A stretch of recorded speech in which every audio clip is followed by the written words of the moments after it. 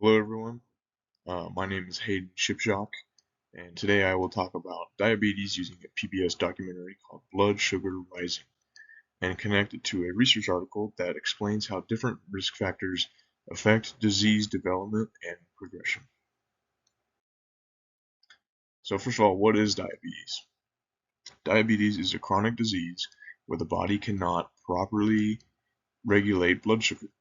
Type 1 is when the body produces no insulin, where type 2 is more common, and that is where the body becomes resistant to insulin. Over time, uncontrolled diabetes can lead to serious complications like heart disease, kidney failure, stroke, and vision loss. So the case study that we'll be looking at is the PBS documentary Blood Sugar Rising. It follows real individuals living with diabetes across the United States. The film shows both type 1 and type 2 diabetes and focuses on how people manage the disease in real life. It highlights major issues like limited access to healthy food, challenges affording insulin, and serious complications like amputations. It also shows how environment and lifestyle strongly influence disease outcomes.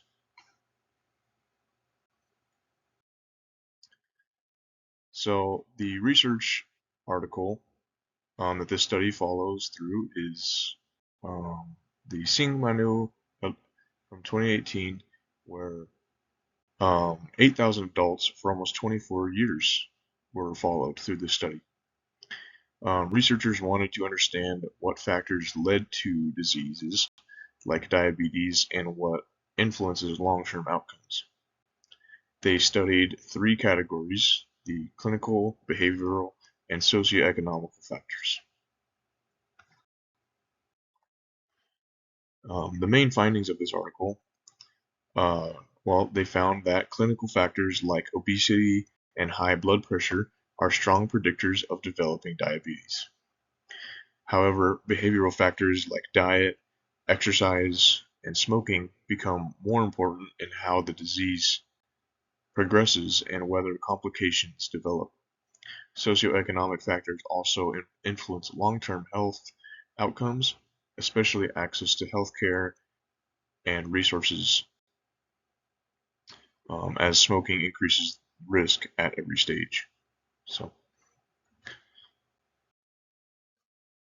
now connecting this article to the case study itself. In Blood Sugar Rising, many of the individuals reflect what the research shows, more or less. Their outcomes are not just based on biology, but also on lifestyle, environment, and access to healthcare. Some individuals struggle with healthy food access, medication, affordability, or even lifestyle management, as there's a lot of limitations that people go through throughout their lives, whether that be their jobs, whether that be their income, their capabilities in general. This article helps explain why these factors significantly affect how diabetes progresses and why complications develop in some people more than others.